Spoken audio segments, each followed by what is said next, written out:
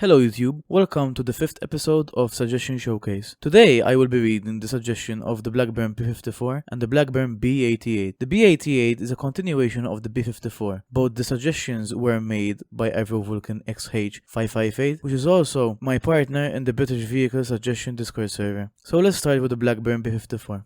Blackburn B54. Even before the end of the Second World War, the British already began to plan their next moves after the war, in an effort to stay on the top and remain in the cutting edge of technology. This allowed the aviation industry to flourish in the post-war years, despite the terrible financial state of the country. This period gave birth to numerous greats, such as the Canberra, the V-bombers, and the Hunter. Yet, in the same period, we also see many types that were built, but never got further than the prototype stage, and are now, unfortunately, a mere footnote in history, forgotten by most. Today's suggestion is about such an aircraft. In 1945, the Royal Navy issued a specification for a new carrier-based ASW platform under the name GR27-45. The requirement called for an aircraft with positions for a pilot and an observer, and weapons bay for depth charges and the search radar, and was based off experience at technological advances gained fighting U-boats in the Second World War. The type was to be able to operate off both existing and future aircraft carriers in order to replace the older types being procured during the war. Blackburn and Fairey were ordered to build prototypes of their design. Blackburn's was the B-54-YA.5. It featured an Napier double Naiad turboprop. When this engine was cancelled, it was substituted for the Rolls-Royce Griffin 56, fitted with counter-rotating propellers, and redesigned the YA7. The aircraft featured a high-lift flap system developed from the Drew upon experience from the Firecrest. The aircraft featured a portly-looking appearance that contained a weapons bay and a retractable radar. The aircraft took to the air on the 20th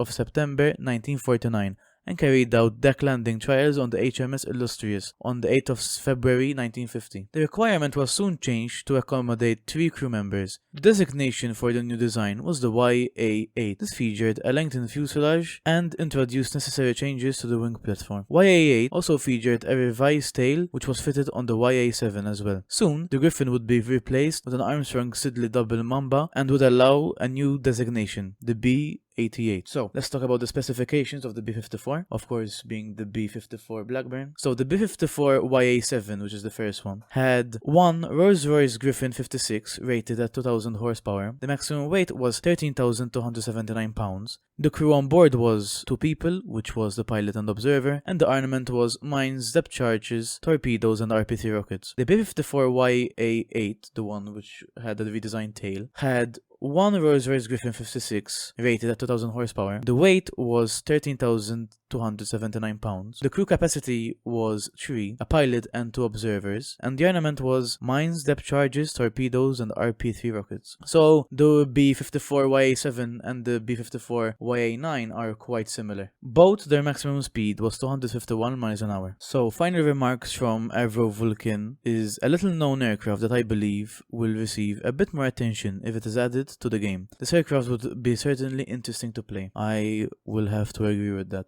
Although I feel like one should come as a premium and the other should come as a tech version. So let's start with the introduction of the Blackburn B88. So the B88 is a continuation of the work done on the B54 and a direct improvement of it, thus improving its performance. The aircraft is certainly an oddity. It does look really weird. So, description. On the 19th of July 1950, the B-88, alternately referred to as the YB-1, took to the air. After initial trials, the wingspan was increased, which required the outward folding wings to not foul themselves when being folded inwards. The B-88 featured improved performance over the B-54, with its double Mamba giving better speed and altitude, a greater efficiency since the double Mamba is effectively 2 Mambas connected to each other through a common gearbox. Half the engine could be shut down mid-flight, allowing for more patrol time. One notable feature is its conventional wing folding system, something which its competitor, the Gannet, did not have. The Fairey Gannet won the competition and would go to serve the Royal Navy for over 2 decades, as well as being exported to Australia, Germany, and Indonesia. Meanwhile, the B-88 would go on to serve other programs along with the B-54s. By 1957, all had been cut up for scrap. This is a very unfortunate end. So the specifications of the Blackburn B88. The power plant was 1 Armstrong Siddeley double Mamba 100 turboprop rated at 2,950 horsepower. The wingspan was 44 feet and 2 inches. Maximum weight was 13,191 pounds without any weapons. The crew capacity was 3 crew, 1 pilot and 2 observers. The armament was mines, depth charges, torpedoes and RP-3 rockets. The maximum speed was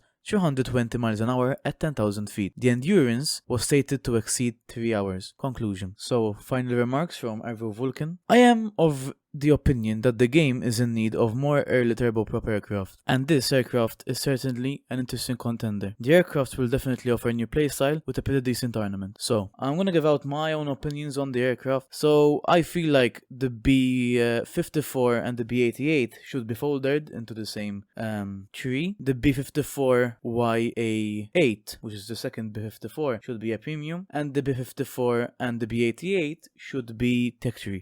Or what they could do is they add the B-54 YA7 and YA8 as both as premiums, kind of like how the F-89 are folded, and then we have the B88 as the actual tech tree vehicle. So yeah, thank you guys for watching, and I will see you guys in the next episode.